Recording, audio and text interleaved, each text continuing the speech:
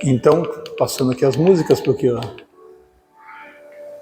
os cantores não estão presentes. Boa noite a todos bem-vindos aí. Como a Fátima disse, então o tema vai ser esse, né? A introdução à liberdade interior, sempre introdução, porque são assuntos densos, né? Então, a gente vai voltar com todos esses assuntos, né? Quando concluirmos todos os que temos, nós vamos voltar com esses assuntos de forma mais alongada, né? Fazer assim, 2, 3 meses com o mesmo tema para a gente se aprofundar nisso, né? Se conhecer melhor, né? Então, a liberdade interior, tudo que fala de Deus, nós temos que, entenda o que eu vou dizer, né? Porque a gente fala de cura interior, a gente fala do passado, né? Mas passado e futuro nos atrapalham a viver o presente. Então, é importante que vivamos o agora da nossa vida. Porque quando o passado eu fico exprimido entre o passado e o futuro, eu não consigo viver o presente, né? Eu fico pensando nas coisas erradas que eu fiz no meu passado, o que fizeram comigo e o que isso acarretou na minha vida. E daí fico olhando para um futuro incerto, que não vai acontecer nada, porque eu sou essa pessoa do passado, e deixo de viver o que é mais importante, né? A liberdade interior de eu viver o agora da minha vida. Ainda que o passado me pressione, o futuro me traga um certo desconforto dentro de mim, Deus me deu o hoje, presente, né? Um presente de Deus para que eu viva. Né? Então a minha conversão está no agora, nisso que eu vou ouvir, nisso que eu vou falar, nisso que eu vou fazer, né? Está a minha oportunidade de fazer diferente do que eu fiz no passado e daí então construir um futuro novo. Então o passado não pode me prender, né? Eu não posso ser prisioneiro da minha história. Isso é um ato de liberdade interior e que precisa ser exercitado a todo momento que nós formos visitados por esse passado, no sentido de quando ele traz peso. Nós, na cura interior, vamos visitar esse passado, diferente, né? Com o Espírito Santo. Não é o passado que me visita com os seus pesos, com suas realidades, mas é o Espírito Santo que me faz, pega nas minhas mãos, me faz visitar o passado, visitar as dores, visitar onde eu fui ferido e mostrar, né? Porque Ele é Deus, que Ele estava lá naquele momento conosco e quer nos levar para que nós enxergamos aquilo que Ele sabe, aquilo que Ele viu, aquilo que é verdade daquela realidade que nós, por mais absurda, mais dura que tenha sido, que nós tenhamos sofrido, o Espírito Santo pode, porque Ele é o Senhor, portador da verdade, dar-nos esse olhar da verdade para que nós possamos ser livres, né? Livres para amar, livres para ser amado, livres para ser nós mesmos. Então, o que é liberdade interior? A Fátima vai fazer uma leitura que vai expressar um pouco do que é essa liberdade interior.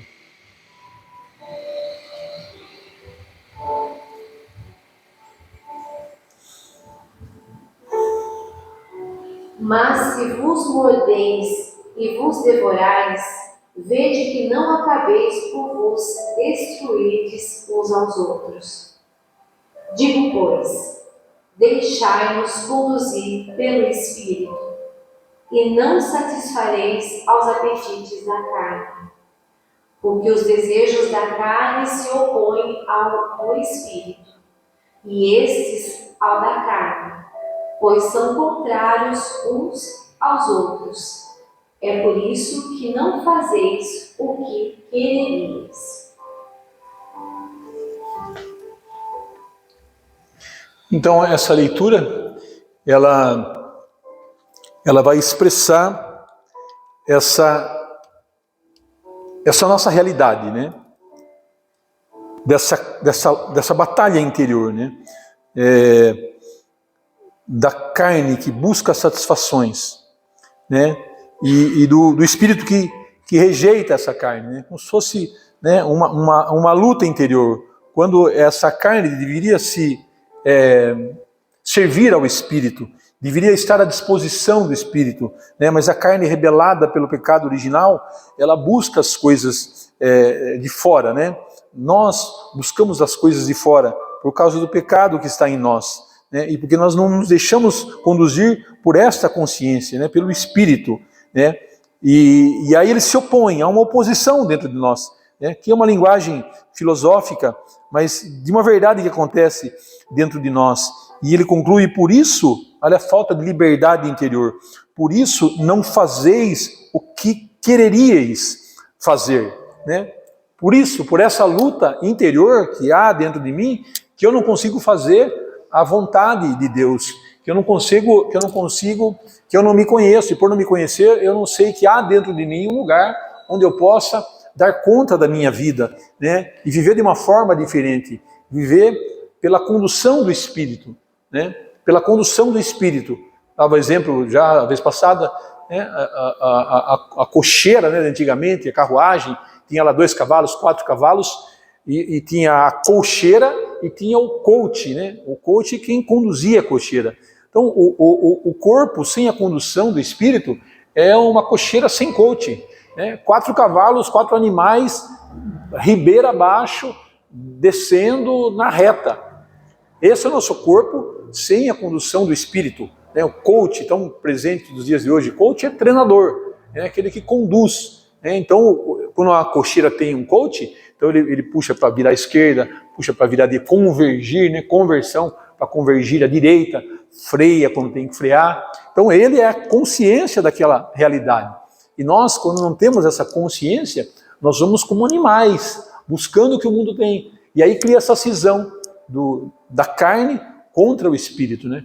A carne, como aprendemos, né, é a alma superficial que se volta contra o centro da alma. Então cria-se essa divisão. Vamos entender um pouquinho mais. O Catecismo da Igreja Católica vai dizer, em virtude da sua alma e das forças espirituais, da inteligência e da vontade, o homem é dotado de liberdade, sinal privilegiado da imagem divina.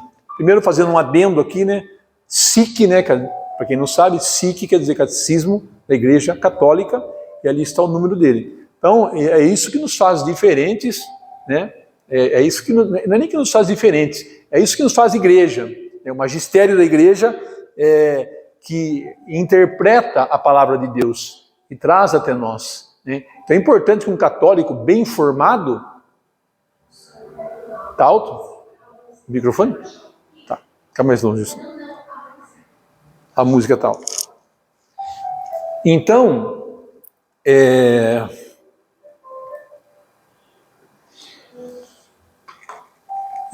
é isso que nos... Baixou? É isso que faz com que cada um interprete a Bíblia da forma que quer. A igreja, ela interpreta, né? Ela tem um munus interpretativo da Sagrada Palavra. Senão Deus teria deixado nós aí ao léu. Cada um abre uma igreja, cada um interpreta da forma que quiser. E não é assim. Então o catecismo, ele vai extraindo sempre da palavra e da tradição, magistério, né? Sagrado magistério, sagrada tradição, sagradas escrituras, é o tripé da Igreja Católica, né?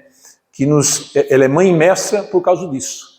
Então, em virtude dessa nossa alma, áreas do ser que nós aprendemos, em virtude da sua alma e das forças espirituais, a inteligência e a vontade são espirituais, conforme a gente vai ver aqui nas áreas do ser. Todas as nossas formações de vida interior, todas elas vão estar permeadas pelas áreas do ser, porque a gente vai estar falando sempre da alma, da nossa alma, né?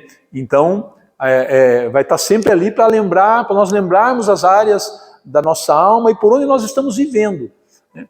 Então, o homem é dotado de liberdade, sinal privilegiado da imagem divina em nós, né? A liberdade é um grande sinal da nossa filiação de Deus, né? O nosso livre-arbítrio, a nossa liberdade para fazer o bem e o mal. Nós temos a liberdade, porque o amor só é amor se tiver liberdade para amar ou não amar. Dentro do amor está a liberdade, e aí está a beleza do amor, senão não seria amor, seria imposição. Amem a Deus obrigatoriamente. As áreas do ser, né, para a gente lembrar. Então, a nossa liberdade interior, ela se dá por aqui. Nós vamos entender agora nos próximos quadros que a liberdade interior só acontece aqui dentro. Só aqui dentro, né? Nós vamos aprender que eu posso estar preso, eu posso estar numa situação de extremo perigo, Eu posso estar numa situação de estar, como eu já disse, né, no velório do meu filho. Eu tenho a liberdade de viver essa realidade em Deus, como um homem que não é deste mundo. Como uma pessoa... Tem histórias de santos, né? Eles eram colocados nas arenas, né? Coisa horrível, né? E eles iam sorrindo. Só a liberdade interior. Eles não tinham liberdade exterior nenhuma para fugir daquela situação. Estavam condenados àquilo, mas eles iam sorrindo. Eles sabiam para onde eles iam. Eles sabiam para quem entregaram a sua vida, como diz São Paulo, né? Sei muito bem para quem eu entreguei a minha vida. Próprio de um homem que tem a liberdade interior. Mais para frente o catecismo vai dizer, o homem ferido na sua natureza pelo pecado original. Então o pecado original feriu o que? A natureza humana. A nossa natureza, corpo e alma, foi ferida. Né? O homem perdeu a integralidade. Sempre vamos dizer isso porque isso é um princípio, né, da perdição do homem. Então, perdendo essa integralidade, ele ficou o quê? Desintegrado, dividido. Então, o homem ferido na sua natureza pelo pecado original está sujeito ao erro, inclinado para o mal no exercício da sua liberdade. Então, ele usa mal a liberdade, porque ele conduz a sua liberdade através dessas feridas, que resultam em paixões, que resultam em consequências. Então eu fico sempre servindo a esse corpo, que diz São Paulo, esse corpo, esse círculo externo que me acarreta a morte, essa alma desintegrada. O catecismo nos ensinando. Nunca a palavra liberdade e seus sinônimos foram tão propagados como nos tempos de hoje. Tem o Partido da Liberdade, tem a Teologia da Liberdade, tem a Igreja da Libertação, tem tudo, é só liberdade. Se fala, os jovens saem às ruas portando bandeiras e gritos de liberdade.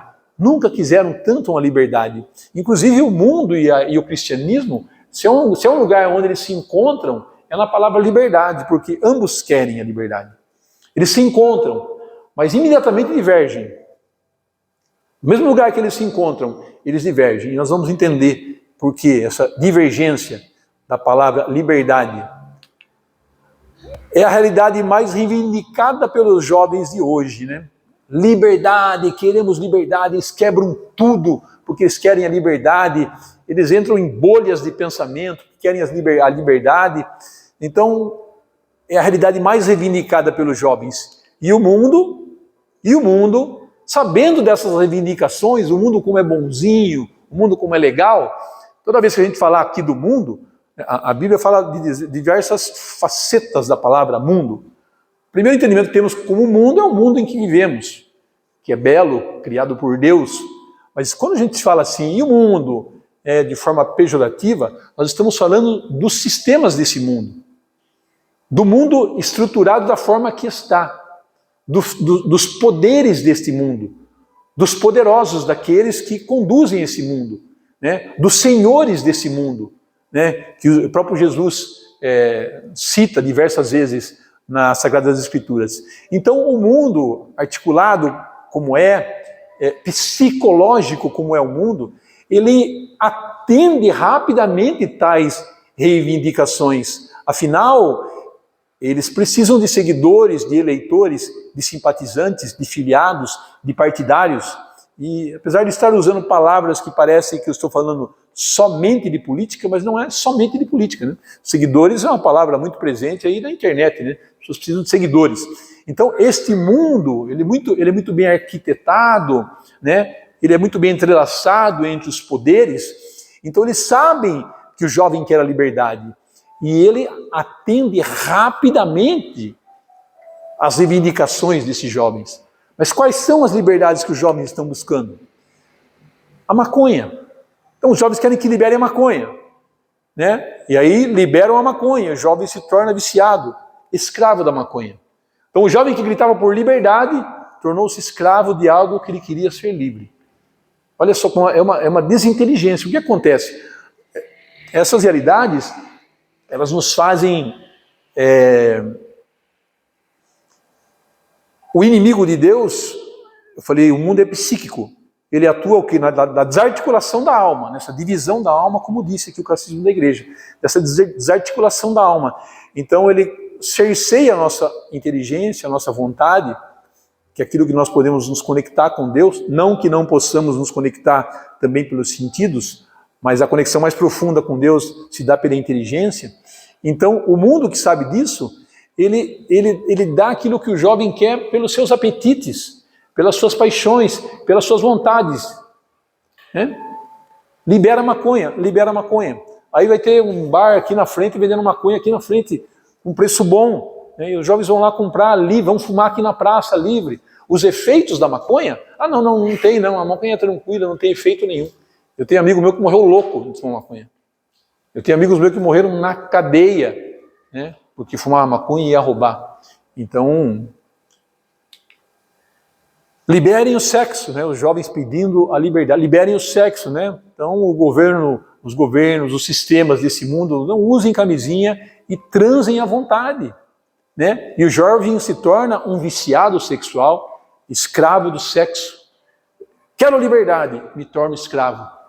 Quero liberdade da droga, me torno escravo da droga. Quero liberdade do sexo, me torno escravo do sexo. Liberte sua mente, seja o que você quiser, e o homem se torna escravo da própria mente. Olha só. Então, é essa liberdade que o mundo propõe.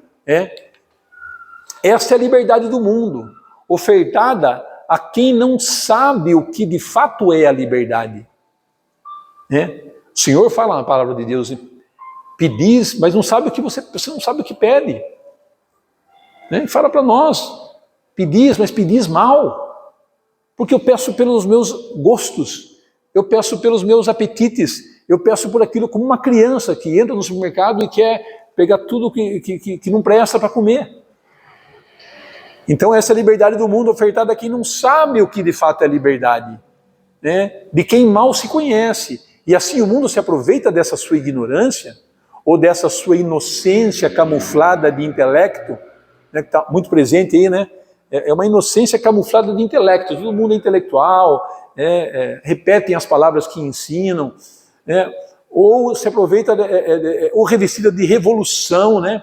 Tá ali, eu sou um revolucionário, ou travestida de modernidade, né? Eu sou moderno, então essa liberdade é só para os modernos, mas que de fato é a sua destruição. Então a cegueira está exatamente em não enxergar que isso é a sua destruição, que isso é a degradação humana. O mundo, portanto, quer escravizar os jovens. Deus quer libertar os jovens. Resultado? Seguem o mundo, abandonam a Deus. Liberdade é o codinome que o mundo deu a pecado. O codinome, liberdade, mas na verdade o nome real é pecado. Pequem e sejam felizes. E tudo isso aí, a gente não está falando ainda na questão de vida eterna, na questão de salvação de alma. Não estamos nem falando sobre isso ainda, né? E que é preciso falar, porque quando se fala hoje em salvação de alma, riem na sua cara, não acreditam nisso. A Bíblia para o mundo é uma fábula. E como tem muito poucas pessoas pregando sobre isso, acontece que isso vai caindo como algo desconhecido, como algo que não é verdadeiro, como algo que não vai acontecer. Então, para o mundo, a liberdade deve ser conquistada. Para a igreja, ela é um dom gratuito de Deus, um fruto do Espírito Santo, gerada ao nos colocarmos em uma dependência de amor diante do Criador. Então, esse homem integrado que vai se colocar como dependente do Criador, ou seja, como criatura, me reconhecer como criatura amada de Deus e dependente de Deus. Para o cristianismo, liberdade está vinculada à submissão. Veja a grande Mãe de Deus, Maria Santíssima, quando ela responde ao chamado do anjo, eis aqui a escrava do Senhor, faça-se em mim segundo a tua vontade. Então, para o mundo, escrava é uma loucura. Nossa Senhora escrava, muda o nome e tal. Escrava, serva, é a mesma coisa. Eu prefiro ser escravo de Deus do que ter a liberdade do mundo. Isso é uma questão de ter inteligência, porque Deus é bom. Ele não é um senhor mau. A ideia da escravidão, como foi no Brasil, com senhores maus. Não, essa escravidão é que um senhor bom. Eu sou um escravo livre, porque o meu senhor me dá a liberdade. faça-se em mim segundo a tua vontade. Sabe qual é a maior liberdade que o ser humano pode experimentar? Renunciar-se a si mesmo.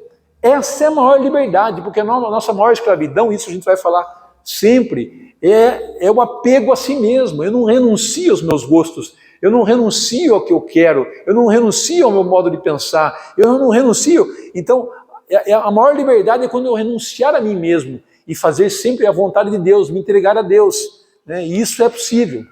É a liberdade da alma e não do corpo. Então, o que o mundo oferece para... Eu falo muito dos jovens, mas falo a todos nós. O que o mundo oferece é uma liberdade corpórea. É uma liberdade do prazer do corpo.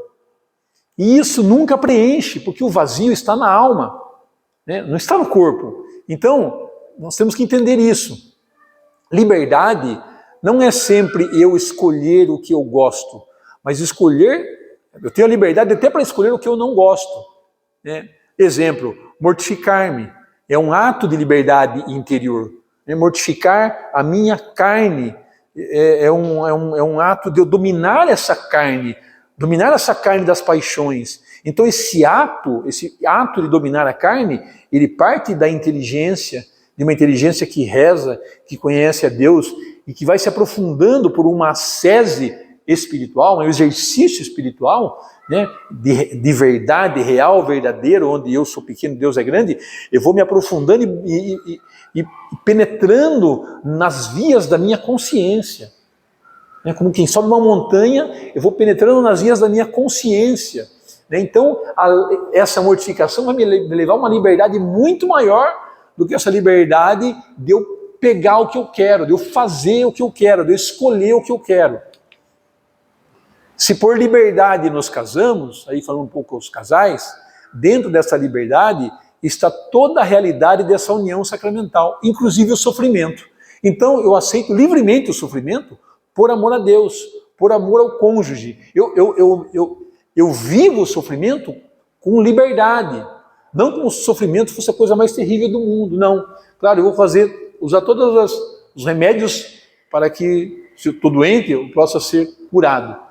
Mas eu não vou deixar, não obstante a isso, deixar de viver esse sofrimento com liberdade e com amor.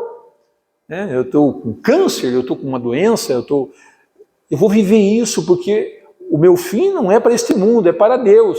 Então eu vivo com liberdade, e essa liberdade ela dá fruto. Porque as pessoas que me veem vivendo dessa forma, elas vão olhar e falar, nossa, como que essa pessoa, esse homem, essa mulher, enfrenta essa situação dessa forma? É a liberdade que temos de enfrentar dessa forma. Né? Muito frequentemente, nos sentimos mal em nossas próprias casas, sem liberdade, convívio ruim com a família. Mas onde está o problema desta falta de liberdade? Né? Está neles ou está no meu coração, né? Onde você só se olha? Né? Claro que pode ser diversas realidades. Né? Eu estou dentro da minha casa, eu não tenho liberdade, lá com meu pai, com a minha mãe, a esposa com o marido, não tem liberdade de ser ele mesmo. Mas muitas vezes também não tem liberdade porque você não quer ser você mesmo. Você está preso, né, nas periferias do seu coração, onde você só se olha. Então você acaba, mesmo que você esteja dentro da igreja, você acaba criando dentro da tua casa um ambiente ruim, um ambiente não prazeroso, né, um ambiente nada católico, né? Onde se dá liberdade para os filhos falar, para a esposa falar, para o marido falar, né? um lugar de liberdade, inclusive de contar os próprios erros, de contar as próprias misérias, de contar as próprias fraquezas. E com isso nós estamos falando, então vamos liberar o pecado, não é isso. Fraqueza não é pecado. Fraqueza é uma coisa, pecado é outra. Então, onde eu possa ser... Imagina, eu estou num lugar, eu tenho esposa, filhos, e eu não posso contar quem eu sou. Eu não posso contar que, puxa, que minha história, talvez que eu nem saiba disso, que minha história me levou a ser essa pessoa, mas eu não posso, porque senão os meus próprios vão me julgar. Que tristeza um lar assim. Então por isso que essas formações, elas vão fazer com que um olhe para o outro e entenda que muitas coisas não são maldades, mas são fraquezas. E que quando um se propõe a ajudar o outro, há ali assim uma cura, né? Há uma cura. há um entendimento, né? E o lar começa a ficar diferente.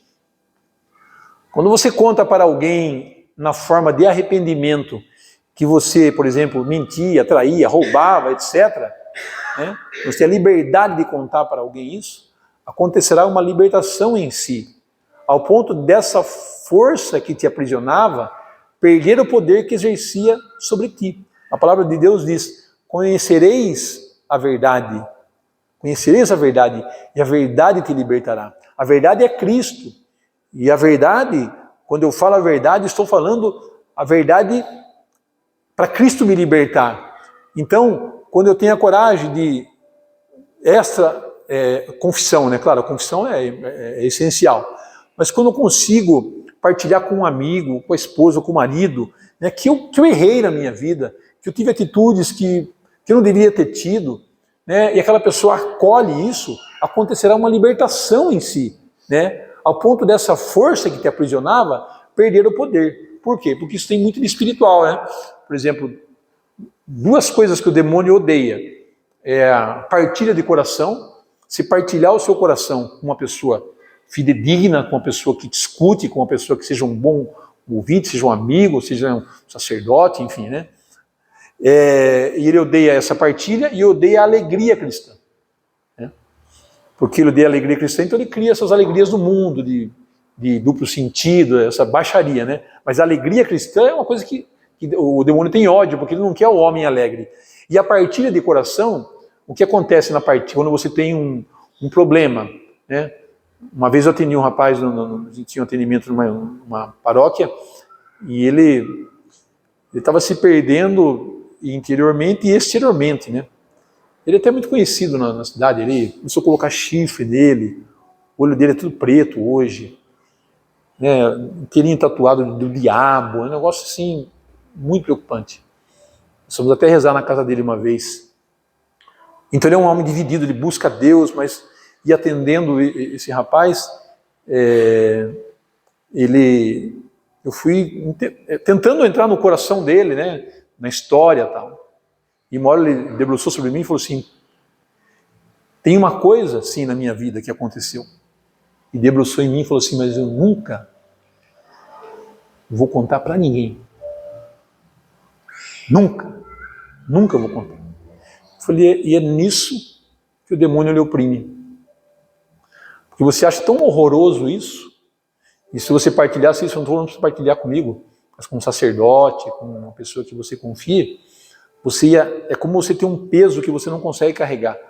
Quando você reparte o peso, você partilha, você conta ao outro, o outro ajuda você a carregar esse peso. E ele te mostra que esse peso não é tão pesado quanto você achou que era. E daí as libertações vão acontecendo. Ele dizia, é nisso que ele vai te oprimir. Que o demônio odeia a partilha, ele não quer uma partilha de coração. Ele odeia o sacramento da confissão, por exemplo. Odeia o sacramento da confissão, né? Por causa disso, porque ali você é perdoado, e ele não quer que você seja perdoado, ele quer que você seja culpado. Então é importante isso, você ter a liberdade, isso é liberdade. A verdade liberta, né? Quando eu partilho, quando eu sou verdadeiro com alguém, eu começo a fazer experiência espiritual dessa liberdade que vem pela verdade. Ainda na família, se você não consegue abraçar o teu filho, tua esposa, teu marido, você ainda não é interiormente livre, porque está preso nas exterioridades da alma, nos afetos mal concebidos, pelo seu apego a si mesmo, nos seus conceitos que te tiram a liberdade de abraçá-lo. Então estou falando a católicos, nós somos católicos, nós escutamos, nós rezamos, mas a coisa mais difícil para nós é a prática.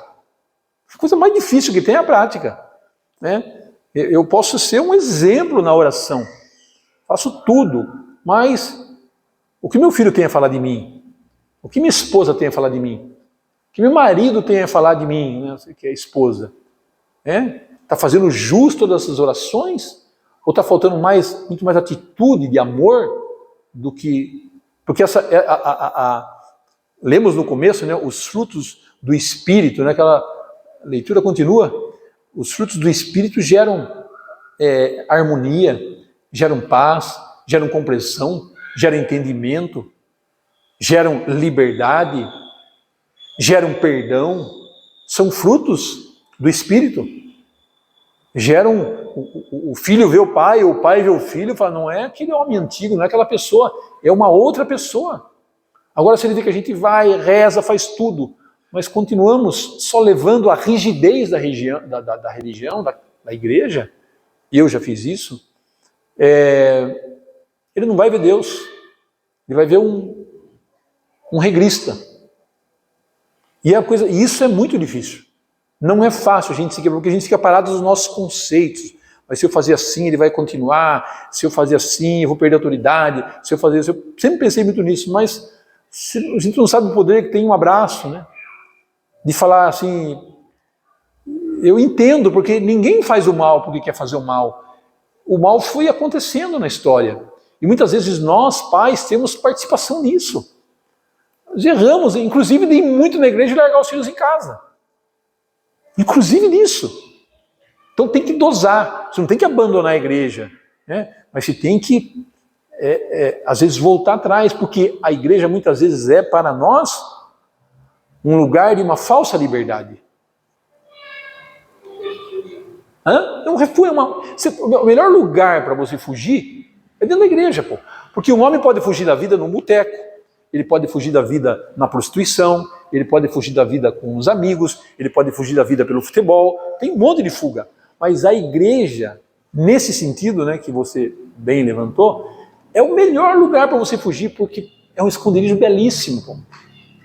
Eu posso pagar de santo aqui dentro, mas lá eu sou um impiedoso lá em casa. Lá eu fico o tempo inteiro apontando o pecado dos meus filhos e não dando liberdade. Claro que é um pai, há uma reta intenção, mas a forma está errada. Não vai conquistá-los. Primeiro porque ele não conhece o que nós conhecemos. Primeiro que olha para a tua vida. Se olha para a minha vida, né? O Fábio às vezes falava nisso aí. Tio, você exige deles, não olha para a tua vida, pô. Ela me conheceu com 18 anos, ela era um lixo do lixo, né? Olha para a tua vida, olha quanto trabalho que você me deu, quanto trabalho que você deu para Deus. Agora você quer que seus filhos... Você olha para você no dia de hoje, não que eu sou convertidão, não estou lutando. Mas olha para você hoje que você quer ser o quê? O modelo seja como eu? Não. Seu modelo a ser mostrado a eles é aquele cara que capengou. Você tem que olhar para eles como aquele menino que foi salvo. Talvez Deus colocou uma namorada na vida para te ajudar, enfim, né? Então, isso é muito importante. Uma coisa que a gente fazia, né, muito no apostolado a gente tinha lá, e havia muitas resistências, principalmente o pessoal mais experiente de igreja, porque eles não queriam fazer o caminho de volta. Imagina, você construiu lá um super Gilson. São Paulo fala isso, superapóstolos. São Paulo chama de superapóstolos. São Paulo ironiza alguns apóstolos, os superapóstolos, aqueles que se acham grandes e tal, mas não tem a coragem de ir lá e pedir perdão para alguém e dizer eu errei. Por quê? Porque ele é superapóstolo, é super católico, ele não pode errar. E isso é uma coisa muito grave. É uma coisa que nós precisamos olhar. Nós estamos aqui para nos libertar desse homem antigo. E quando ele se reveste de católico, daí é uma tragédia. Daí porque as pessoas vão ter raiva do catolicismo por causa de você. Quantos filhos se afastaram da igreja por causa do pai e da mãe? Que? Católico ou crente, seja lá que católico, crente, vai na igreja, tal, é um bicho comigo lá, quer que eu converta à força, tal. Há uma ignorância, há um desconhecimento, às vezes, do pai, da mãe e tal, mas que traz prejuízos. Então nós precisamos ficar atentos sobre isso, né? Você não consegue abraçar seu filho, então você não é livre ainda. Com todos os seus conceitos religiosos, você não é livre, né? Você tem os seus afetos mal concebidos. Então precisa se olhar, né? Ao ponto de ter a liberdade de ir lá, se quebrar e abraçar esse filho. Precisa de um abraço, talvez, para ele chorar no teu ombro, para ele dizer das dores dele, quem ele é, os sofrimentos que ele carrega por ser assim, né? Ainda no catecismo, o homem encontra-se, pois, dividido em si mesmo. E assim, toda a vida humana, quer singular, né, quer individual, quer coletiva, apresenta-se como uma luta e com dramática entre o bem e o mal, entre a luz e as trevas. Se nós, que estamos na igreja, temos lutas interiores, nós temos lutas terríveis. Se você for sincero, você vai dizer, eu tenho lutas comigo, ainda com o homem do passado, tenho lutas, ainda travo. Percebo que quando eu me achego a Deus, como quem precisa de Deus, e sempre precisamos de Deus, ele traz um consolo, ele traz a leveza, ele fala, né, teu fardo é leve, eu vou ajudar a carregar o teu fardo. Então eu começo essa divisão, ela vai se arrefecendo. Mas se eu tenho, imagina os filhos que não conhecem a Deus, ou que ainda não têm uma espiritualidade, uma intimidade com Deus. Imagine como o Senhor fala, se os teus olhos são trevas, quão espessas são as trevas, quão densas são as trevas. Então há uma treva, só que chega uma hora que essas pessoas se entregam às trevas totalmente, dizendo assim, não tem jeito mesmo. Eu sou homem das paixões, eu sou isso mesmo, eu acho que eu nasci assim, tal. E às vezes esse abraço, esse aproximar-se, escutar, porque é duro pra gente, né? A gente é pai, a gente não quer ver coisas, né? Marido também, esposa, a gente não quer, mas a gente tem que passar por cima dos meus achismos para encontrar o coração do outro. Senão não haverá salvação. Só o amor pode preencher o homem, e não há amor sem liberdade. Jesus, no caminho do Cordeiro, no caminho do Calvário, foi um homem livre. Olha o que Jesus disse lá na Via Crucis dele: não sois vós quem me tirais a vida, eu vou-la dou livremente. Essa é a liberdade, a maior liberdade de um homem, dar a vida por quem não merece, que somos nós. Eu vou lá dou livremente, isso é liberdade. Liberdade do que? De viver, a liberdade como o ensino, de curtir a vida, de aproveitar a vida, aproveite a vida. Deus deu a vida livremente, nos ensinando que nós temos que dar na nossa vida, abandonar os nossos gostos e entregar a Ele, entregar tudo o que eu for fazer, eu quero fazer livremente por Ele, para Ele, nele. Só ouvirei a voz de Deus em mim se eu morrer. Volta um pouquinho, a gente falava sobre essa relação nossa com o outro, com aquele que não está convertido ainda. E pode ser um marido, pode ser uma mulher, pode ser um filho, pode ser um pai, pode ser uma mãe, pode ser um irmão, pode ser um amigo, qualquer uma amiga.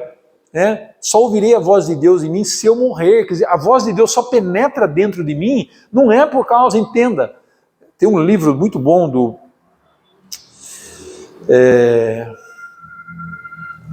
aquele livro que eu comecei aquele grossão que eu comecei a... Não. É um livro que fala sobre essa nossa relação com a nossa espiritualidade, né? E ele fala que nós não ouviremos a voz de Deus porque nós estamos cheios da nossa espiritualidade, de uma espiritualidade individualizada, das meus orações, das consagrações que eu faço, dos títulos que eu tenho, daquilo que eu sou dentro da igreja, tal. A voz de Deus fica desaparecida porque eu só ouço a mim mesmo e não ouço a Deus.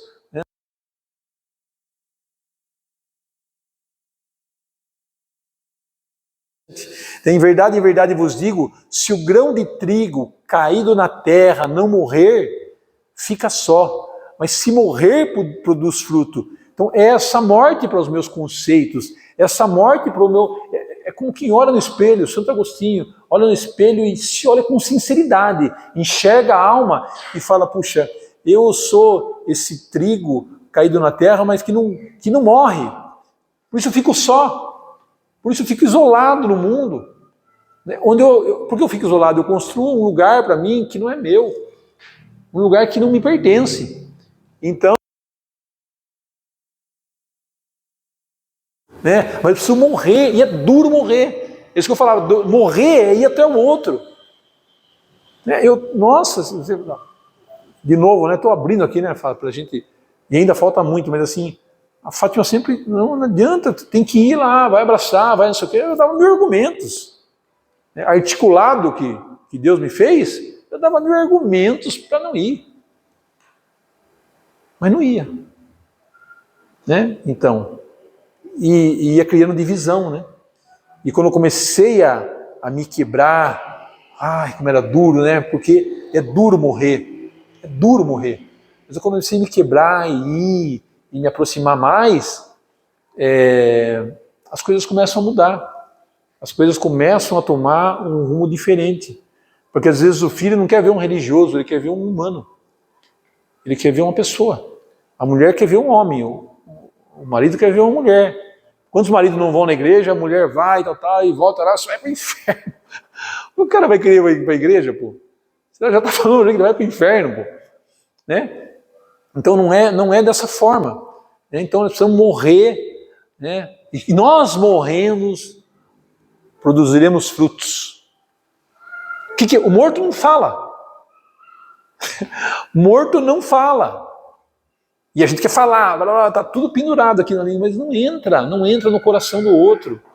Ele não sabe o que é isso que você, essa experiência que você tem, ele quer ver refletir em vida. Há uma liberdade também na oração. Pois quando termina a obrigação, começa a liberdade. Então uma coisa importante, né? Às vezes nós temos uma regra de oração, né? Então eu faço a regra lá, rezo isso, rezo aquilo, leio, faço, 2 horas rezando. E encerro, aí eu até não vejo a hora de encerrar, logo eu começo a rezar rápido porque eu quero terminar. Mas eu cumpri, eu fiz a regra, eu cumpri a regra. Mas quando eu cumpro a regra por amor, e terminando a regra, eu continuo na liberdade de querer ficar mais um tempo com Deus, isso é liberdade na oração. Onde termina a obrigação de uma oração de regra e permaneço nela, nesse ato de permanecer. A liberdade dessa oração parece gerar maior intimidade com Deus. Deus, ele saiu da regra. Ele saiu da oração, muitas vezes humana. Ela dá frutos, Deus está ouvindo, está vendo que você parou seu tempo para rezar, Ele está colhendo. Mas é como quando eu avanço nessa oração de liberdade, de ficar com Deus, onde eu largo tudo, já rezei, já li os livros e falo, Senhor. Normalmente a gente faz isso quando a gente está precisando, né? Mas mesmo assim Deus aceita. Mas quando eu não estou precisando, então, né, tudo ao meu redor está bem, e eu permaneço, eu continuo, eu fico com o Senhor, talvez eu não tenha nada para pedir, né? Mas eu transformo numa oração de louvor, de louvar a Deus, Senhor, Tu és Deus. Eu estou te louvando não porque o Senhor me dá, por aquilo que o Senhor... Eu estou te louvando por aquilo que o Senhor é. O Senhor é Deus e Senhor. E eu me reconheço como tua criatura. E aí, essa oração dá muito fruto. É uma oração de liberdade, né? Onde eu sou filho e Deus é Pai, onde eu sou criatura e Deus é Criador, onde eu sou fraco e Ele é minha fortaleza. Né? Então isso é importante, essa oração livre, né? Onde Deus faz-nos ser quem nós somos. Aí tem um testemunho aqui, né? A gente está caminhando já para o final.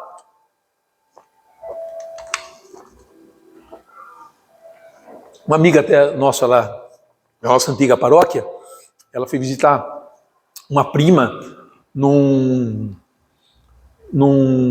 mosteiro, né, de clausura. Então, tem várias congregações religiosas, vários carismas, né? Então cada um tem um movimento, né, uma maneira de estar no mundo. E existem as clausuras, né? Os beneditinos têm, os carmelitas devem ter clausura, né? Que é um ramo dentro deles que é da clausura, onde os homens, as mulheres, jovens, religiosos, religiosas, sentem o chamado para ficar mais perto de Deus, isolado do mundo. Então tem os cartuchos que não visitam nem os pais. É um negócio maluco. Mas é de Deus. Aquele que quer amar pai e mãe mais do que a mim, é digno de mim. Deus é uma loucura para este mundo e não tentemos entender Deus pelos nossos critérios. Santo Agostinho diz, se o compreendêssemos, não seria Deus. Se você tem na sua cabeça um Deus que se compreende direitinho, joga fora que não é Deus. Porque Deus é incompreensível. Né? Então, ela foi visitar uma prima dela, e ela chegou lá, ela veio contar a mim. Ela estava assim, começando a caminhar, eu fiquei assustada. Chegou lá, estava atrás de uma cela mesmo, igual a cadeia. E eu conhecia, não sabia que existia isso. E eu vi que ela sempre ia perguntar, né, coisa pra gente, né, perguntar, tinha muitas dúvidas com relação a... Era muito racional, né, então tinha muitas dúvidas. Então. Eu cheguei lá, ela atrás de uma cela, conversou comigo o tempo todo atrás de uma cela, ainda com um cronômetro, lá foi 15 minutos e tal. E, nossa, e fazia anos que não via essa minha prima tal. E aquela cela, que isso? Uma pessoa presa? Que tipo de religiosidade é essa? E eu falei, e aí, como é que foi a conversa? Nossa, ela assim, uma coisa incrível, né, ela falava. Ela só sorria. Ela tinha um sorriso assim, que isso até me incomodava. Eu falei, ela tá rindo, está presa, pô, né? Então tinha uma grade entre as duas. E eu falei, né, eu pedi a Deus uma palavra de sabedoria, né, e Ele me deu. Né? E ela falando, e eu tentando achar aqui que... Então, o que você me explica sobre isso aí, né? Nossa, a Igreja Católica tem uns negócios que eu não consigo entender, porque uma grade ali, tal. Eu falei assim, tinha uma grade entre vocês duas? Ela falou, tinha, estou te falando. Aí eu olhei para ela e falei assim, e quem estava presa?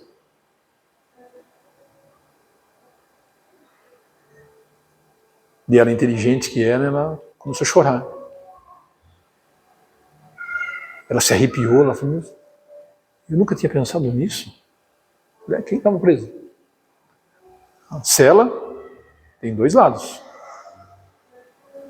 Quem está preso? Você sorri como ela? Você tem a liberdade que ela tem? Você, diz que ela, através da tela, ela abraçou, né? Você não tem grade, você abraça as pessoas. Então daí o Espírito foi me dando, né? Foi arrebentando aquele coração ali, né? Para ela entender que aquilo era uma liberdade. Ninguém prendeu ela na cela. Então a ideia de cela, né? É a ideia de prisão, né? Que traz, né? Mas eu sou prisioneiro, São Paulo disse, sou prisioneiro de Cristo. Eu me fiz prisioneiro de Cristo. Então, essa jovem, ela era livre. O chamado irresistível de Jesus a levou para dentro de uma cela e também a retirou da prisão do mundo para ser livre dentro de uma cela. Loucura para o mundo. Loucura para o mundo. O mundo não aceita isso. Nós estamos numa prisão. Nós estamos dentro de uma prisão. E essa amiga entendeu, né? A prisão é aqui fora. Ela é livre. Então, isso é magnífico, porque isso é uma pura liberdade interior. Quando você está preso em algum lugar, mas você está livre. Na cadeia acontecem muitas libertações. E a pessoa está presa, a gente já ouviu muitas histórias, né? De homens que foram evangelizados dentro da cadeia e lá foram libertos. Dentro da cadeia foi liberto. Liberdade interior. Né? Teve gente que até escreveu livros fabulosos dentro da cadeia sobre essa liberdade. Sobre essa liberdade que parece que vai explodir dentro dele. Né? Quando Jesus fala, felizes os pobres de coração, ele está se referindo exatamente a isso, a um coração livre e desapegado. Né? Hoje a gente vê na internet muitos empresários, esse negócio de felizes os pobres, esse negócio dos pobres ao reino de Deus, tudo mentira, porque Jesus não quis dizer isso, aí eles colocam palavras na boca de Jesus. Né? Jesus não quis dizer isso, porque pobre para eles tem um sentido muito ruim. Né? Por quê? Porque eles não têm liberdade. A liberdade deles é ganhar dinheiro, ganhar grana. Então Jesus diz, felizes os pobres de coração. O que o Senhor está falando? Pobre é aquele que tem o coração... O que o pobre tem? Nada. Né? Aqueles que têm um coração de pobre, não tem nada no coração. Então é livre para amar a Deus.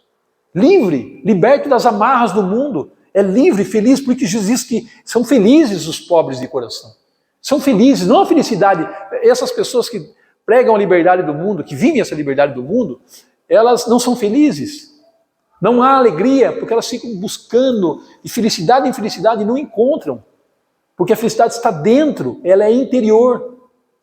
Ela é interior. Felizes os pobres de coração, livres, né? Felizes os livres de coração, Felizes que não carregam nada, a não ser o amor a Deus, a escuta de Deus, né? Isso é magnífico. Está se referindo a um coração livre, a um coração desapegado. Quarta-feira agora, na nossa formação, nós estamos repetindo hoje, foi o dia de São Maximiliano Maria Kolbe, sacerdote católico franciscano, fundador da Milícia da Imaculada, prisioneiro no campo de concentração de Auschwitz, Polônia.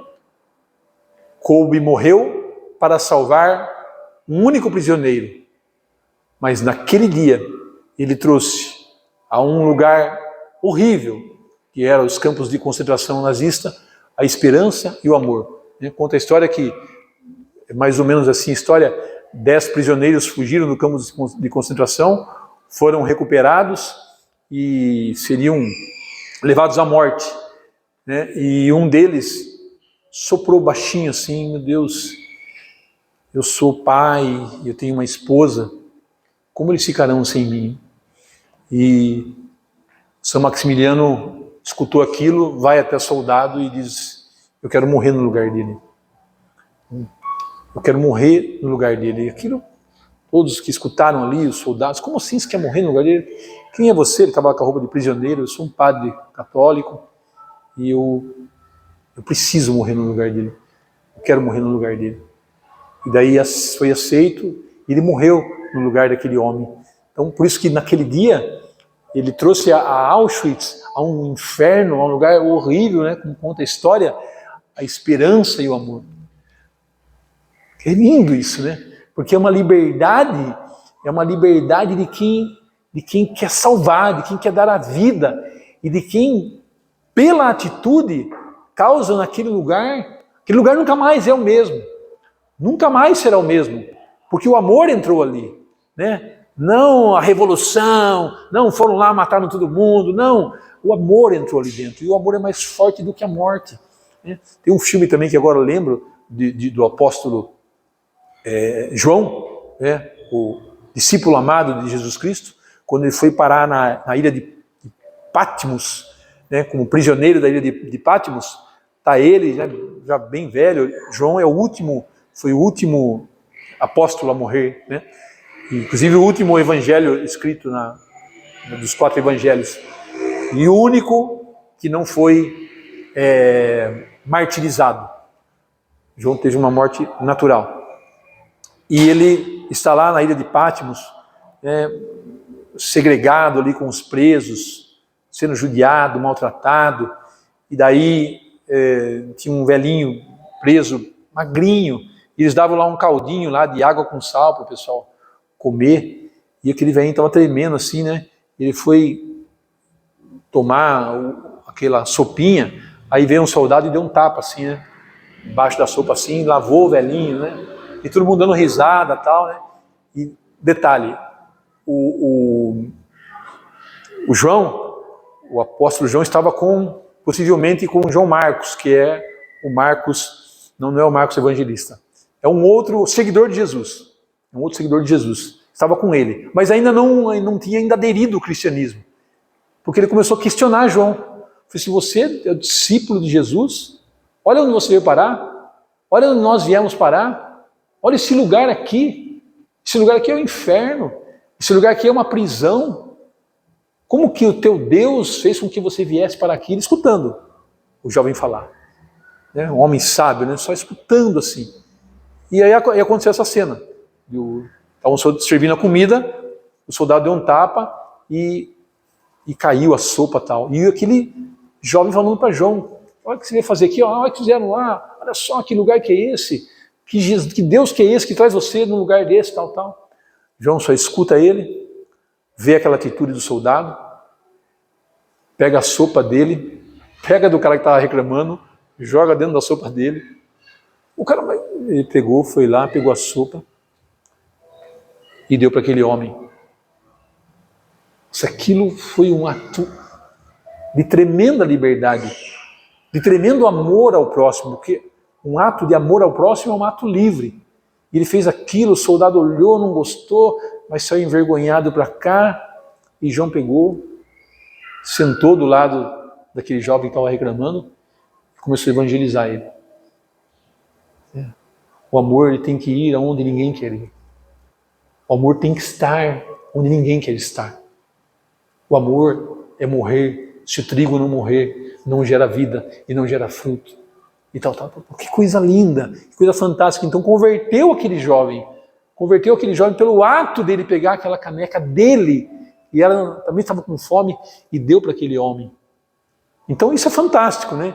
Isso é maravilhoso. Por isso que os santos, nós temos que ler muito a vida dos santos, assistir filme dos santos, porque eles têm muito a nos ensinar, muito a nos ensinar. Assim também vós, quando tiverdes feito tudo o que vos foi ordenado, disse nosso Senhor Jesus Cristo, dizei, somos servos inúteis, fizemos o que devíamos fazer. Isso é uma loucura muitas vezes para a gente faz, a gente quer que contem o que a gente fez, a gente quer que elogiem a gente se não elogiam, se não convidam para ir, se não chamam, que eu tenho um apego a mim mesmo, eu tenho que estar, como que não chamaram eu, como que não falaram, e não vão dar nada para a gente, porque eu preciso ganhar, né? Quer dizer, eu não estou fazendo livremente. Aí Jesus diz, assim também vós, quando tiverdes feito tudo o que vos foi ordenado, dizei, somos servos inúteis. Inútil é o que não serve para nada. Somos servos inúteis e fizemos o que devíamos fazer, nada mais do que obrigação. Né? Isso é belíssimo. Né? É o Senhor nos mostrando a forma que nós devemos ser. Né? Uma vez, um casal foi chamado para a missão, para evangelizar num outro país, e daí ficaram alguns anos evangelizando, e daí quando estavam voltando, o marido falava assim para a esposa, né? Puxa, né, acho que vai ter, nossa, né, tantos anos a gente servindo a igreja, acho que no aeroporto, quando a gente chegar, vai ter lá uma galera da igreja esperando a gente, né? Que estão até sabendo que a gente vai voltar, né? Então, a gente vai voltar para casa, ele falava muito isso para ela. E quando a gente voltar para casa, nossa, a gente vai ser até glorificado, pessoal, nossa, porque a gente ficou em missão, servindo a igreja. Então, quando a gente voltar para casa, aí chegar no aeroporto lá, eles viram uma multidão lá, acho que estão esperando nós, estavam esperando o Ronaldinho Gaúcho, né? Não estavam esperando ele. Aí ele ficou meio frustrado, ele falou assim, nossa, não tem ninguém aqui no aeroporto, não vê ninguém esperar nós, a gente está voltando para casa. E a mulher em silêncio, e ele, né? Aí chegaram lá na rodoviária que eles perto de nós moravam, chegou lá, não tinha ninguém esperando eles. Ele, poxa, mas peraí, a gente está voltando para casa, ficamos servindo a igreja há tantos anos, voltamos para casa agora e é assim que nos recebem? É dessa forma? Ou aliás, nem nos recebem, tem ninguém para nos receber? Que é isso? Bom, pode ser que estejam lá em casa, né? Aí voltaram na casa deles, lá, tal, entraram na casa, ninguém lá. Ele olhou para ela e falou assim, olha só, nós servimos a Deus, servimos a igreja, e agora que a gente volta para casa, não tem ninguém nos esperando. Ninguém, pelo menos, para conhecer a missão que nós fizemos, olha tudo que nós fizemos lá, nós entregamos a vida lá para Deus, e volta para casa desse jeito. Ficou bravo, falou assim para ela, olha, já pergunta para esse Deus aí, já começou Deus a chamar de esse Deus, não era mais Deus dele. Pergunta para esse Deus aí se é assim que ele trata os seus filhos que voltam para casa. E foi dar uma volta. E a mulher em silêncio, tal. Estava dando uma ajeitada na casa lá, tal. Aí ele voltou, bravo ainda. Falou, viu, e aí você perguntou para o teu Deus se é assim que ele trata os filhos dele que serviram ele, estão voltando para casa, nenhuma recepção, nada. E ela falou assim, de costas para ele, lavando a louça. Falei com ele assim.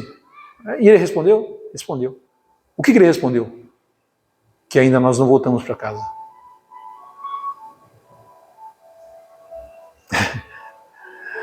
A nossa pátria é o céu. Nós queremos encontrar neste mundo os louros da glória.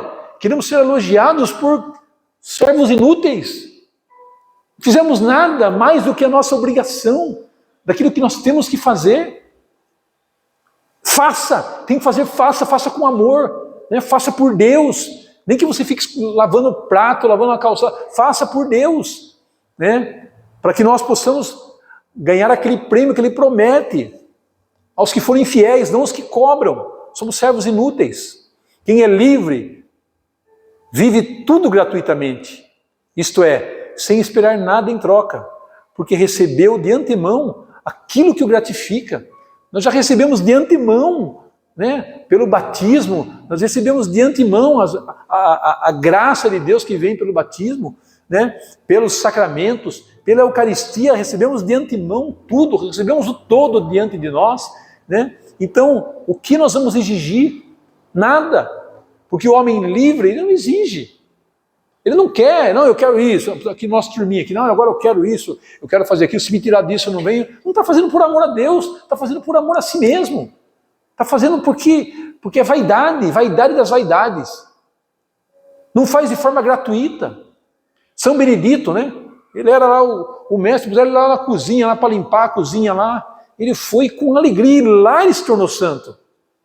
Acharam que ele era, porque ele era mestre lá de noviço e tal. Puseram lá, rebaixaram, porque tem muito nessas congregações, né? Brigas humanas, vaidades. Aí pegaram aquele homem, e a maioria é vaidoso. Por isso que é pouco santo. A maioria é vaidoso. A maioria está ali, cara. Nossa, vive aquela vida austera de religioso, mas tem vaidade. Não tem um coração de pobre. Tem um coração ainda que quer ganhar, que acha que se é alguma coisa. A liberdade interior é aquela que diz o Evangelho. É quem quiser ganhar, vai perder. Quem quiser ganhar alguma coisa nesse mundo, vai perder, não vai ganhar nada. E São Benedito, na cozinha, é lá que eu vou ser santo. E não que ele falou assim, é lá que eu vou ser santo. Não, mas ele fez isso. Ele foi lá na cozinha. O homem humilde, né, ele não acha nada, ele não acha incrível. Nossa, estão me tirando desse lugar alto, mas eu vou na cozinha para mostrar para eles. Não é isso. Ele vai porque ele sabe que não merece mais do que aquilo. Próprio de quem se sabe, né? Se sabe, próprio de quem se conhece, não fica exigindo posições, porque tudo é de Deus. Se nós temos um dom, esse dom é de Deus, não é nosso, é dom gratuito de Deus. E aí, esse quadro encerra,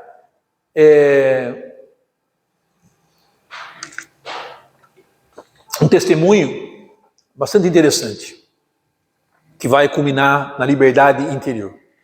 Então, revoltar, aceitar e acolher. Quando isso é muito presente também no jovem, a questão da revolta, né? Mas em todos nós. Quando acontece algo que nos chateia, uma situação, um acontecimento, um fato, qualquer coisa, uma notícia, que chega de repente assim, que desconcerta você, que sai do contexto daquilo que você espera, a gente se revolta. Ainda que não se revolte como um jovem que vai, quebra tudo, vira um revoltado, um rebeldão, a gente tem uma revolta interior, não gosta daquilo, não gosto, né? E depois aceito, e depois eu acolho. São os patamares. Vou exemplificar isso. Teve um jovem que ele fez um retiro de jovens, né? E ele tinha um pai alcoólatra. O pai dele era a vergonha da vida dele, ele odiava o pai dele, e morava só ele e o pai dele. E ele tinha muito ódio do pai, se escondia do pai e tal, não queria ver o pai. E convenceram ele, foi fazer um retiro de cura, um retiro de jovens, e ele fez o retiro, e o retiro foi muito bom, mexeu muito com ele.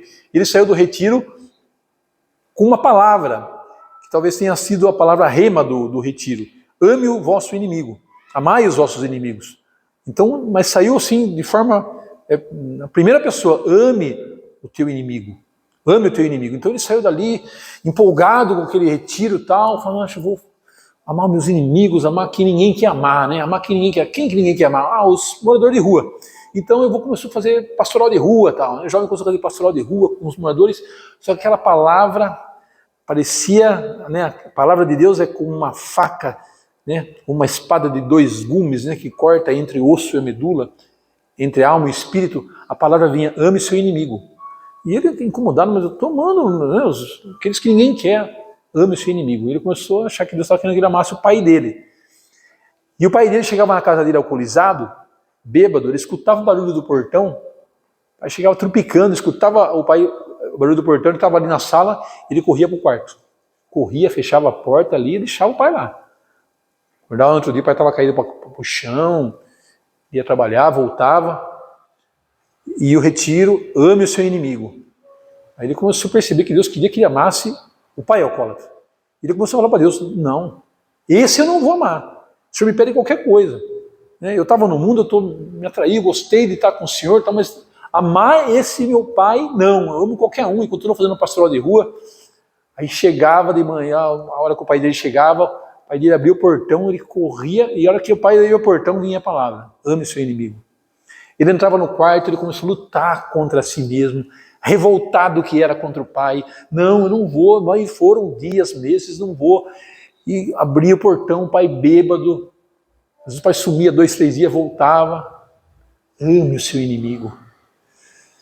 Um dia ele pegou, chegou o barulho do portão, ele ia para o quarto, algo se movimentou nele, com a permissão dele, com a liberdade dele. Ele foi lá no portão, abriu o portão para o pai e foi para o quarto. Passou outro dia, ame seu inimigo. Ele ia lá, abria o portão para o pai. Ele começou a sair dessa situação da revolta e começou a cair na aceitação. Mudar ele não vai mesmo, então Deus pediu me amar o meu inimigo, pelo menos já estou indo lá, abro o portão, começou a aceitar. Abria o portão, o pai entrava, meio caindo, ele já ia para o quarto. E a palavra, ame o seu inimigo. Você não está amando. Ele não pode ser seu inimigo, ele é teu pai. Ama esse homem. Aí ele começou a ir abrir o portão. E um dia, o pai estava tão bêbado, tão caindo assim, ele tinha aquele ódio do pai, né? Ele abriu o portão assim, o pai caiu no chão assim, né? Aí ele pegou, levantou o pai e colocou o braço do pai em cima dele assim, para ele carregar o pai, né? Foi carregando o pai, né? E aquele dia, né, ele teve uma atitude livre, né, de ir abrir o portão, né? E daí ele carrega o pai, o pai fedendo, né? Um homem que não tomava banho, que fazia tudo nas calças, né? Estava virando um morador de rua. Ele pegou o pai dele e colocou assim, abraçou e ficou perto, né, o pai. E naquele momento, né, que ele sentiu o cheiro do pai. Deus deu a ele uma graça de perpassar todo aquele mau cheiro de suor, de excremento, de tudo que... Ele sentiu o cheiro do pai. E ele teve saudade do pai. Saudade de quando ele era criança, né? Descendo aquela escada para chegar com o pai carregado. Ele lembrou de quantas vezes o pai carregou ele, né? O pai era o melhor amigo dele. E ele desceu assim, ele largou o pai ali na cadeira e foi para o quarto, né? Foi para o quarto e começou a chorar, porque começou uma revolução dele. Ele disse, o que é isso? Que esse cheiro que eu senti? Esse cheiro me trouxe memória. Olha a memória voltada para o espírito, né? Não mais para o mundo, né? Não mais, a memória dele só trazia o pai é alcoólatra, o pai só me faz passar vergonha, só tinha coisa ruim ali dentro. A memória que começou a se voltar para o Senhor e começa a ficar livre. Senhor, o que está acontecendo comigo? Pelo amor de Deus, não. E Deus começou a deixar aquele jovem livre. E daí, no outro dia, barulho do portão. Aquele barulho que causava revolta e ódio, começou a surgir uma pontinha de sorriso. Meu pai chegou. Ele correu lá no portão. O pai não estava nem tão ruim, mas ele abraçou o pai porque ele queria sentir o cheiro do pai de novo. Ele começou a acolher o pai dele. Ele saiu da revolta, foi para a aceitação. E esse acolhimento foi crescendo. Ele descia com o pai bêbado, ruim. Aí ele começou a sentar na cadeira com o pai e não ir mais para o quarto. Sentar com o pai. Ainda que em silêncio. Olhando para o pai. Tendo saudade daquele homem que ele conhecia. Aí um dia ele foi lá, pegou o pai, trouxe o pai, sentou o pai e falou, pai, você quer um café, pai? O pai bêbado assim, olhou. O pai foi estranhando aquela atitude. Né? Foi lá, fez um café quente para o pai, sentou com o pai. No outro dia, café de novo. No outro dia começou a preparar a mesa do café, trazer coisas boas, alimentar o pai. E daí ele começou a dialogar com o pai. Ele começou a olhar para o pai e ele não enxergava mais aquele homem horrível. Ele começou a enxergar que dentro daquela casca, ele tinha uma alma ali dentro. E ele começou a pegar na mão do pai dele e falou, pai, Eu te amo tanto, Pai. O Senhor sempre foi um homem tão bom, Pai. Eu sei que a morte da mãe talvez tenha causado isso no Senhor, Pai. Mas olha o que o Senhor se tornou, Pai. O Senhor é um homem tão bonito. O Senhor é um homem tão trabalhador. Olha o que o Senhor virou, Pai. Pelo amor de Deus. Eu te amo tanto. Eu sou teu filho, Pai. Eu quero pedir perdão porque eu errei, porque eu desprezei o Senhor. Eu era uma criança e agora eu estou me tornando um homem, Pai. E eu vou ajudar o Senhor, tal. E começou a ajudar o Pai, ajudar o Pai, ajudar o Pai. Acolheu o Pai. E o Pai se tornou um homem novo, uma pessoa nova. Isso, onde está o Espírito de Deus, onde está o Espírito Santo, aí está a liberdade. É nisso que está a liberdade. É de você fazer aquilo que você não quer fazer. É de você acolher aquilo que você não quer acolher. Mas quando você se dispõe aí, quando você se dispõe a movimentar o teu corpo em direção àquilo, não mais a fugir para o quarto, mas ir ao encontro daquele que ninguém quer ir ao encontro, por uma liberdade. Aí começa a acontecer a ação do Espírito. E quando você acolhe, você se revolta, você aceita. Quando você acolhe, você põe para dentro de você. E ali Deus está. E ali está a sua liberdade. Então essa história, eu acho que ela exemplifica bem o que é liberdade interior. Né? O que é a liberdade interior? A liberdade de amar. Sempre terminaremos com essa, principalmente para aqueles que não viram esse quadro novo aqui, né? Que tudo isso, toda essa realidade que a gente traz, ela não vai acontecer se não acontecer isso que o Senhor pede: esforçai-vos para entrar pela porta estreita. Que é uma porta estreita, a porta do autoconhecimento, a porta do entrar dentro de si, a porta do vencer o homem antigo que está aqui dentro, que teima em viver, de você perpassar isso, de você entrar dentro, de você visualizar e tocar as feridas que você recebeu na tua vida, os desprezos, tudo aquilo que você sofreu, aquilo que mexeu com a tua sexualidade, aquilo que mexeu com a tua autoestima, aquilo que depreciou você, mas você vai enfrentando aquilo com o espírito, né? Então, sem esforço, sem decisão da sua parte, sem violência consigo mesmo, é uma violência, tem que se violentar, porque só os violentos entrarão no reino dos céus, diz a palavra de Deus. Então fazer violência contra esse homem que está vivendo aqui, que é infeliz, que é o garotão dos sentidos, que é o homem do conhecimento, que é o homem que é infeliz, porque não se conhece. Então, todo esse autoconhecimento, ele tem que ter esse esforço, essa violência consigo mesmo, né? Só os violentos entrarão no reino dos céus. E a autoconfrontação, confrontar-se, né? Sem desconstruir-se. Veja esse jovem se enfrentou, ele teve que se desconstruir, ele teve que fazer algo que ele não queria fazer, né? Ele foi violento contra, porque o que era fácil? Barulho do portão, quarto, esconderijo, punha lá um fone de ouvido, não tem violência contra si. Mas esse jovem começou a se violentar, a ponto de fazer, não é mais o caminho do quarto, agora é o caminho do portão. É fantástico isso. Mas então, sem oração, sem esse esforço, né, uma oração sincera e profunda, nada disso vai mudar, nada disso vai acontecer. Então, se ficar só nisso daqui, vira só um aprendizado intelectual e mais nada. Porque isso tem que ser levado para dentro da minha alma, porque é de Deus, e lá em casa eu lutar para não querer, eu não quero mais ser esse jovem que entra no quarto e foge de uma realidade que eu tenho que enfrentar. Eu não quero ser mais esse jovem que foge. Eu não quero nem ser esse jovem que só aceita, que só vai lá, abre o portão. Eu quero sentir o cheiro do meu pai, e para isso eu tenho que abraçar esse alcoólatra. Seja qual problema você tiver. Estou falando aqui de uma situação. Pode ser outra mais grave. Pode ser interior, sua com você mesmo. Enfim, né?